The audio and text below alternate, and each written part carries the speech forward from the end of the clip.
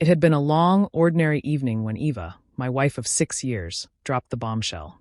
I remember we were sitting at the dinner table, the quiet hum of the city outside mixing with the soft clinking of our silverware. We had been talking about nothing in particular when she suddenly looked up from her plate, her eyes filled with something I couldn't quite place. "I need a real man," she said, almost as if she were speaking in a whisper to herself, but loud enough for me to catch. Her words hung in the air, heavy and cold. I froze, the fork still in my hand. My mind raced, trying to comprehend what she had just said. I had to have misheard her. She couldn't be serious. I looked at her face, no signs of joking, no smile to lighten the mood, just that same calm, detached expression. "What do you mean by that?" I asked, my voice betraying the calm I tried to maintain. She put down her fork, folded her hands on the table, and looked me dead in the eye. "I need someone who understands me, someone who can handle me. You're just not that man anymore." I blinked, trying to make sense of what she was saying. "So, you're saying I'm not enough for you?"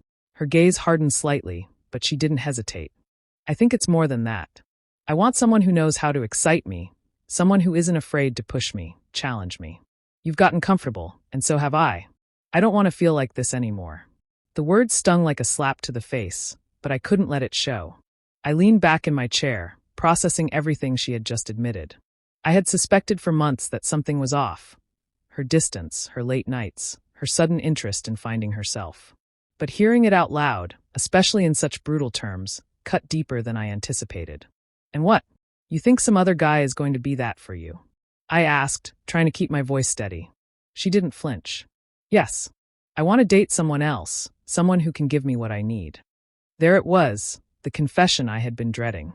My heart sank, but somehow I knew it was coming. She wasn't just dissatisfied with me anymore. She had already found someone else, or at least the idea of someone else. For a moment, silence fell between us, thick with the weight of everything unsaid.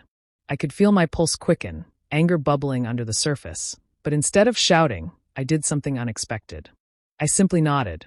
"Fine," I said, my voice calm, almost eerily so. "If that's what you want, then go ahead. I'll give you exactly what you're asking for." Her face lit up with a confused smile. "What do you mean?" "I'm giving you freedom," I said, standing up from the table. "You want someone else? You need more? Then go ahead. We're done here." Her smile faded, replaced by uncertainty. "You can't be serious. You're just going to let me go like that?" I looked down at her, my heart pounding but my resolve solid. "You've already made your choice. You don't need me to make it easier for you. I'm not going to beg you to stay, and I'm not going to fight for something that's already broken." She looked at me as if seeing me for the first time. There was no pleading, no apology in her eyes, just confusion. "So what now?" "Now," I said, "we go our separate ways." The divorce papers came a month later. She fought me on a few things, mostly the financials and our shared assets, but she never once begged me to reconsider. By then, I didn't care. I had made my peace with it. But as I signed the final papers and handed them to my lawyer, a strange sense of freedom washed over me. The weight that had been pressing down on me for months, maybe even years, was finally lifted. She had wanted to leave. She had wanted someone else. Now she was free to have it. But so was I. In the months that followed, I took back control of my life. I traveled to places I had only dreamed about, spent time with friends who had slipped away during the years of our marriage, and rediscovered what it meant to live for myself. The freedom I gave her was the same freedom I gave myself. Eva, on the other hand, quickly moved on with someone else.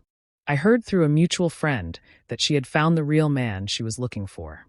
I didn't envy her, though. She had traded comfort and stability for excitement. But I knew she would soon discover that it wasn't the fantasy she had imagined. As for me, I was better off without her. I wasn't some placeholder in her life. I was someone who deserved to be wanted, cherished, and respected. So, when she reached out months later, trying to reconnect, I didn't even hesitate to ignore her call. I had already given her what she wanted, freedom. And now I was free too.